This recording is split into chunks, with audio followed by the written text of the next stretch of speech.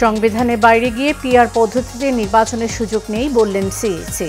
কেন্দ্র দখলের চেষ্টা হলে ভোট বাতিলের হুঁশিয়ারি। জোড়াতালি দিয়ে কোনো পরিবর্তন সম্ভব নয় মন্তব্য ফখরুলের। দুর্নীতির ঊর্ধ্বে উঠে ঐক্যবদ্ধ হয়ে দেশ গড়ার আহ্বান। জুলাই সনদের অধীনেই হবে আগামী নির্বাচন বললেন আখতার। সংবিধান পরিবর্তন ও গণপরিষদ নির্বাচনের দাবি। এবং নারায়ণগঞ্জের সিদ্ধিরগঞ্জে ফ্রিজের কম্প্রেসর বিস্ফোরণে 2 পরিবারের 9 জন দগ্ধ, সবাই জাতীয় বার্ন ইনস্টিটিউটে চিকিৎসাধীন।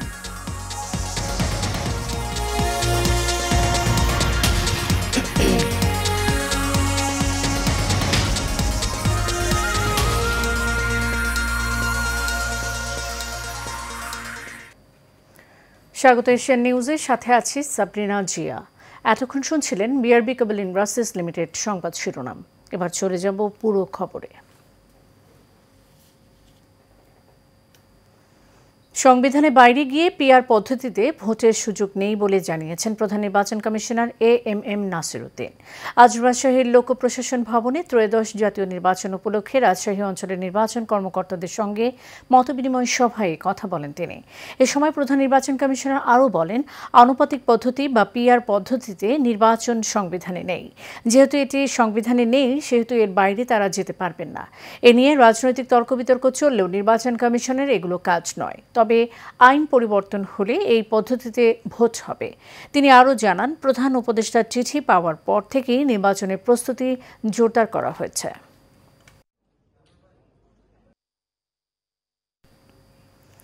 জাতীয় নির্বাচনের আগে লুট হওয়া সব অস্ত্র উদ্ধার করা হবে বলে জানিয়েছেন স্বরাষ্ট্র উপদেষ্টা লেফটেন্যান্ট জেনারেল অবসরপ্রাপ্ত মোহাম্মদ জাহাঙ্গীর আলম চৌধুরী। সকালে বাংলাদেশ কৃষি উন্নয়ন কর্পোরেশনের হিমাগার ও কেন্দ্রীয় বীজ পরীক্ষাগার পরিদর্শন শেষে সাংবাদিকদের সঙ্গে আলাপকালে তিনি কথা বলেন। তিনি বলেন, ফেব্রুয়ারির মধ্যে নির্বাচন আয়োজনের কোনো অসুবিধা নেই। সরকার এ লক্ষ্যে সব ধরনের প্রস্তুতি গ্রহণে তৎপর রয়েছে। নির্বাচন নিয়ে ষড়যন্ত্রের বিষয়ে তিনি বলেন, জনগণ নির্বাচনমুখী, তাই নির্বাচন নিয়ে কোনো ষড়যন্ত্র কাজে আসবে না।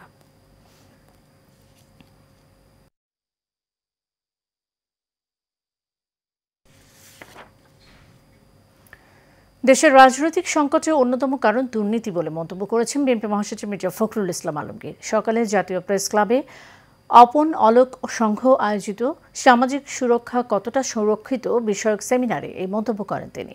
প্রেস ক্লাবে অপর এক অনুষ্ঠানে বিএনপির স্থায়ী কমিটির সদস্য ডক্টর আব্দুল মঈন খান বলেন, সংস্কার ইলেকট্রিক সুইচের মতো নয় যে চাপ দিলেই সফল হওয়া যায়। আরও জানাচ্ছেন শরীফুল ইসলাম।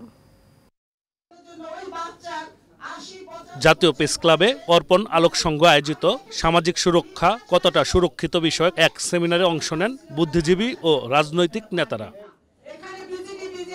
অনুষ্ঠানে প্রধান অতিথির বক্তব্যে বিএনপি মহাসচিব বলেন, উপদেষ্টারা অনেক ক্ষেত্রে অসহায়, সিস্টেম অনুযায়ী আমলারাই সব ঠিক করে দেন। সবকিছু নির্ভর করছে যে যারা নির্বাচিত হয়ে ক্ষমতায় যাচ্ছে তারা কিভাবে সেই দেশটাকে পরিচালনা করছে।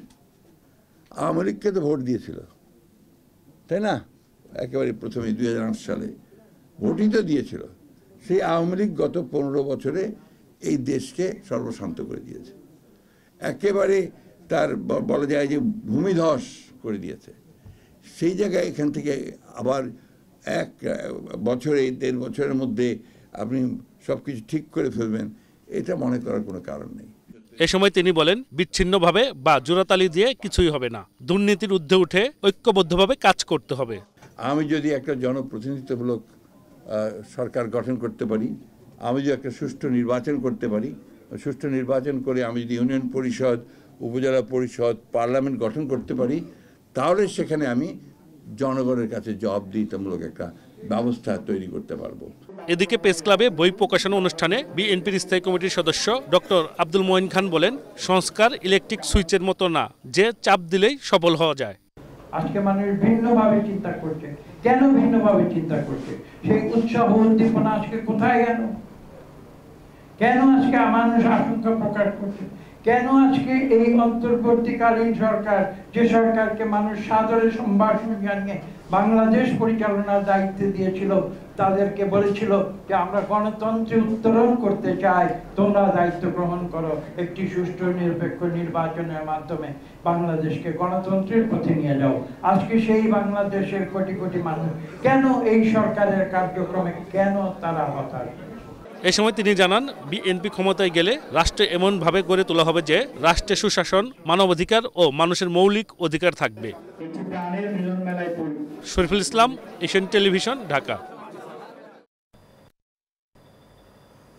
জুলাই সনদ বাস্তবায়ন কিভাবে হবে তা পরিষ্কার নয় বলে মন্তব্য করেছেন এনসিপির সদস্য সচিব আক্তার হোসেন।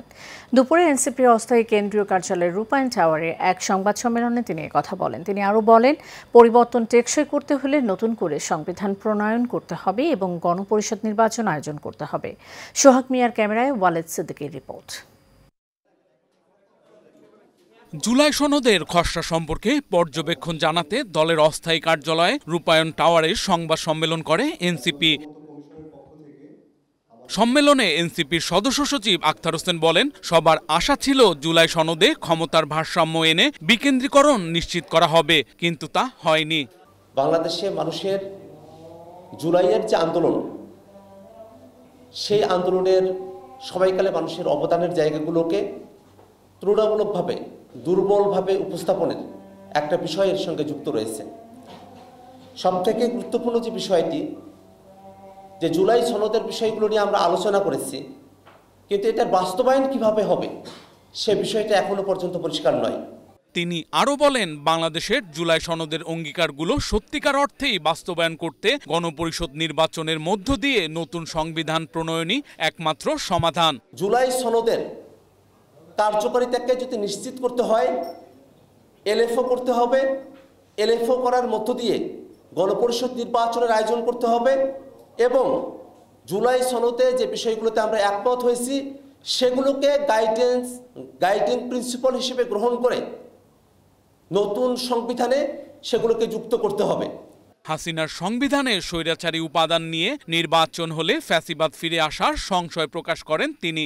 নির্বাচন ফেব্রুয়ারিতে বা তার আগের যে কোনো সময়ে অনুষ্ঠিত হতে পারে, কিন্তু সেই নির্বাচনের ধরনটা কীরকম হবে সেটা আগে জাতির কাছে পরিষ্কার হওয়া প্রয়োজন। আমরা কি বিদ্যমান যে সংবিধান, সেই সংবিধানকে রেখেই, বহাল তবিয়তে রেখেই যে সামনের নির্বাচনে যদি আমরা অংশগ্রহণ করি, তাহলে বাংলাদেশে ওই সংবিধানের মধ্য দিয়ে আবার ফ্যাসিবাদ ফিরে আসার একটা সম্ভাবনার জায়গা রয়ে যাবে। Walid Siddiqui, Asian television, Dhaka. ঢাকা বিশ্ববিদ্যালয় কেন্দ্রীয় ছাত্র সংসদ ডাকসু নির্বাচনে প্রাথমিক প্রার্থী তালিকায় বৈধ প্রার্থী 462 জন। এর মধ্যে সবচেয়ে বেশি প্রার্থী ভিপি পদে 48 জন। এটিকে ইতিবাচক হিসেবেই দেখছেন ভোটাররা। তবে এই পদে থেকে জাতীয় নেতা হওয়ার স্বপ্নে বিভোর না হয়ে সাধারণ শিক্ষার্থীদের কল্যাণে কাজ করার আহ্বান জানান বিশ্ববিদ্যালয়ের ছাত্রছাত্রীরা। মোহাম্মদ শাহজাহানের ক্যামেরায় কাউসার আহমেদের রিপোর্ট। ঐতিহাসিক ভূমিকার কারণে বাংলাদেশের দ্বিতীয় সংসদ হিসেবেই পরিচিত ঢাকা বিশ্ববিদ্যালয়ে কেন্দ্রীয় ছাত্র সংসদ ডাকসু।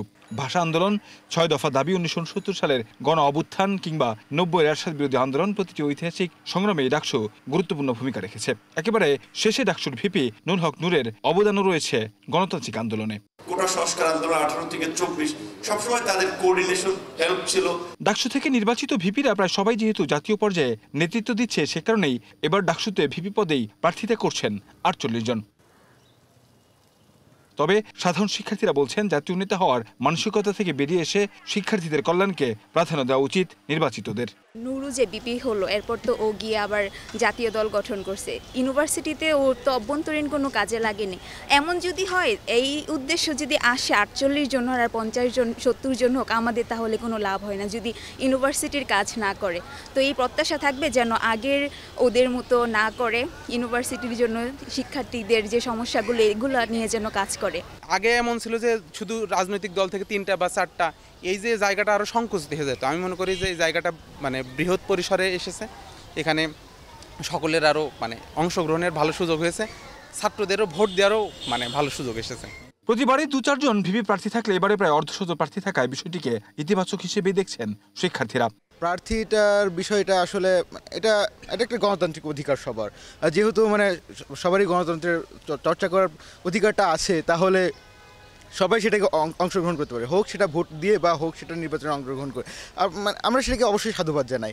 আর আমরা ক্যাম্পাসের স্টুডেন্টরা যেটা চাই সেটা হচ্ছে মানে কোনো সরকারি দলীয় অথবা কোনো রাজনৈতিক দলীয় কোনো লেজুরবৃত্তি ছাড়া এই সাধারণ ছাত্ররা এটা পার্টিসিপেট করবে।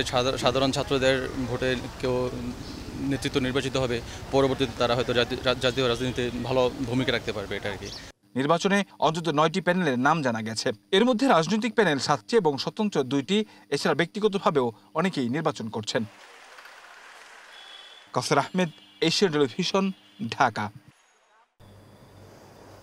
নারায়ণগঞ্জের সিদ্ধিরগঞ্জে একটি আধা পাকা ঘরে ফ্রিজের কম্প্রেসার বিস্ফোরণে 2টি পরিবারের 9 জন দগ্ধ হয়েছেন। তাদের সবাইকে ঢাকা জাতীয় বার্ন ও প্লাস্টিক সার্জারি ইনস্টিটিউটে ভর্তি করা হয়েছে। ভোরে সিদ্ধিরগঞ্জ থানার হিরাজিল গ্রামে এ ঘটনা ঘটে। শুরুতে ঘটনাটি গ্যাস লাইন থেকে বিস্ফোরণ বলে জানা গেলেও পরে জানা যায় ফ্রিজের কম্প্রেসার বিস্ফোরণ থেকে আগুন লেগে দগ্ধ হন তারা। আদমজি ফায়ার সার্ভিসের senior station officer Mohammad Miron Mia বলেন, আমরা ঘটনাস্থলে গিয়ে ফ্রিজটি পরীক্ষা করেছি। দেখা যায় ফ্রিজের কম্প্রেসারটি বিস্ফোরণের ফলে ফেটে গেছে। এই বিস্ফোরণ থেকেই আগুনের সূত্রপাত হয়। জাতীয় বার্ন ও প্লাস্টিক সার্জারি ইনস্টিটিউটের ভারপ্রাপ্ত আবাসিক সার্জন ডক্টর সুলতান মাহমুদ শিকদার বলেন, দগ্ধ 9 জনের অবস্থা আশঙ্কাজনক। না হইলে নেক্সট টাইম 2 বার আগুন লাগা হয়েছে। বাবা বলতেছে না কারখানা খুলে না সাইডে দিয়ে তো পিরিসে আগুন লাগতো। আগুন লাগতে লাগতে এরা সবাই 9 জন মানুষ পুরো পুড়ে গেছে। 1 মাসের একটা বাচ্চা ওটাও পুড়ে গেছে। ওটার পুরো শরীর ব্যান্ডেজ করে অক্সিজেন লাগায় নাকে পাইপ দিয়ে আর কি রাখছে।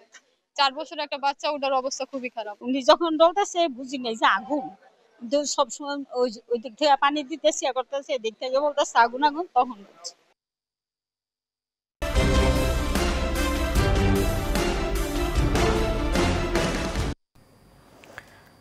ট্রাক চালক ও হেলপারকে পিটিয়ে আহত করার প্রতিবাদে ঢাকা নারায়ণগঞ্জ পুরাতন সড়কে অবরোধ করে বিক্ষোভ করা হয়েছে। দুপুর থেকে বিকেল পর্যন্ত নারায়ণগঞ্জ জাসারা থেকে পোস্তগোলা পর্যন্ত গাড়ি চলাচল বন্ধ হয়ে যায়। এতে চরম ভোগান্তিতে পড়েন যাত্রীরা। ট্রাক চালকরা জানান, প্রাইভেট গাড়ি ধাক্কা লাগায় ড্রাইভার শাহ আলমকে তেজগাঁও ফ্লাইওভারের রোডে মারধর করা হয়। এ সময় হেলপারকেও মারধর করে হামলাকারীরা। তাদের দুজনের অবস্থা আশঙ্কাজনক। পরে পুলিশ দ্রুত অভিযুক্তদের বিরুদ্ধে ব্যবস্থা নেওয়ার আশ্বাস দিলে বিক্ষোভকারীরা অবরোধ তুলে নেয়।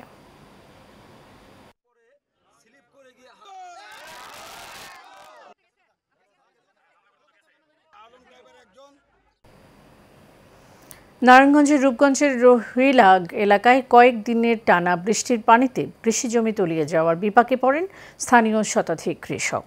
এমন পরিস্থিতিতে জলাবদ্ধতা নিরসনের ব্যবস্থা করে জমিতে ধানের চারা রোপণ করেন কেন্দ্রীয় যুবদলের সাবেক যুগ্ম সম্পাদক ও রূপগঞ্জ আসনে বিএনপির মনোনয়ন প্রত্যাশী মোহাম্মদ দুলাল হোসেন। সকাল থেকে স্থানীয় কৃষকদের সাথে নিয়ে রহিলা বিলে ধানের চারা রোপণ করেন তিনি। এ সময় মোহাম্মদ দুলাল বলেন, তারেক রহমানের নির্দেশে অতিবৃষ্টির কারণে ক্ষতিগ্রস্ত স্থানীয় কৃষকদের মাঝে বিনামূল্যে সার ও বীজ বিতরণ করা হয়েছে।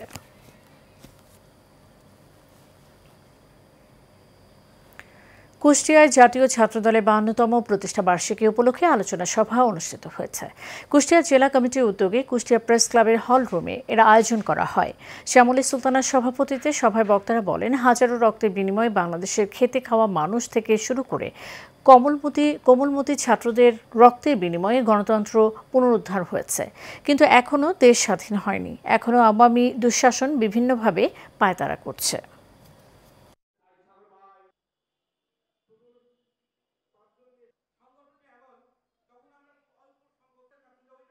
বাংলাদেশের উচ্চশিক্ষার ইতিহাসে এক নতুন মাইলফলক স্থাপন করে প্রথমবারের মতো জমকালো আয়োজনে অনুষ্ঠিত হল এনসিইউকে গ্র্যাজুয়েশন সেরিমনি। এমআইআই পাথওয়েজ এর উদ্যোগে আয়োজিত অনুষ্ঠানটি আজ রাজধানীর হোটেল ইন্টারকন্টিনেন্টালে অনুষ্ঠিত হয়। এই আয়োজনে গ্র্যাজুয়েটদের 9 মাসের কঠোর পরিশ্রম, অধ্যাবসায় এবং অর্জনকে সম্মান জানানো হয়েছে। এই সাফল্যের মধ্য দিয়ে তারা যুক্তরাজ্য, যুক্তরাষ্ট্র, কানাডা, অস্ট্রেলিয়া এবং নিউজিল্যান্ডের 65টিরও বেশি শীর্ষস্থানীয় বিশ্ববিদ্যালয়ে ভর্তির সুযোগ করে নিয়েছে। অনুষ্ঠানে প্রধান অতিথি হিসেবে উপস্থিত ছিলেন যুক্তরাষ্ট্রের ইস্ট অ্যাংলিয়া ইউনিভার্সিটির প্রো ভাইস চ্যান্সেলর এবং ভাইস প্রেসিডেন্ট স্টিভ ম্যাকগুয়ার। বিশেষ অতিথি ছিলেন MH গ্লোবাল গ্রুপের chairman captain AKM global Kibria সহ বিশিষ্ট ব্যক্তিবর্গ। জমকালো আয়োজনের মধ্য দিয়ে অনুষ্ঠিত হল এসএসসি 2000 এবং এইচএসসি 2002 ব্যাচের ঈদ পুনর্মিলনী এবং পুরস্কার বিতরণ অনুষ্ঠান। গতকাল সন্ধ্যায় রাজধানী মিরপুর সানসেট বেঞ্চ বাফেট লাউঞ্জে সোনার বাংলার উপদেষ্টা এবং অ্যাডমিন প্যানেলের আয়োজনে অনুষ্ঠানে দোয়া, মিলাদ, নাচ ও গান পরিবেশন করা হয়। এর মধ্য দিয়ে সোনার বাংলা গ্রুপের সকল বন্ধুদের মিলন মেলার প্রাণবন্ত হয়ে ওঠে পুরো আয়োজন। এ সময় সোনার বাংলার উপদেষ্টাগণ জানান, সোনার বাংলার গ্রুপের প্রত্যেকটি সদস্য মানে একটি পরিবার। সংগঠনের সুখে দুঃখে গ্রুপের সকল সদস্যদের পাশে ছিল সোনার বাংলা গ্রুপ।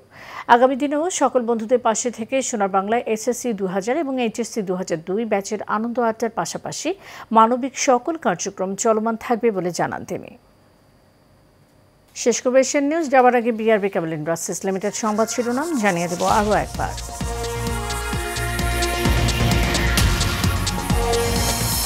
সংবিধানের বাইরে গিয়ে পিআর পদ্ধতিতে নির্বাচনের সুযোগ নেই বললেন সিইসি। কেন্দ্র দখলের চেষ্টা হলে ভোট বাতিলের হুঁশিয়ারি। জোড়াতালি দিয়ে কোনো পরিবর্তন সম্ভব নয় মন্তব্য ফখরুলের। দুর্নীতির ঊর্ধ্বে উঠে ঐক্যবদ্ধ হয়ে দেশ গড়ার আহ্বান। জুলাই সনদের অধীনেই হবে আগামী নির্বাচন বললেন আক্তার। সংবিধান পরিবর্তন ও গণপরিষদ নির্বাচনের দাবি।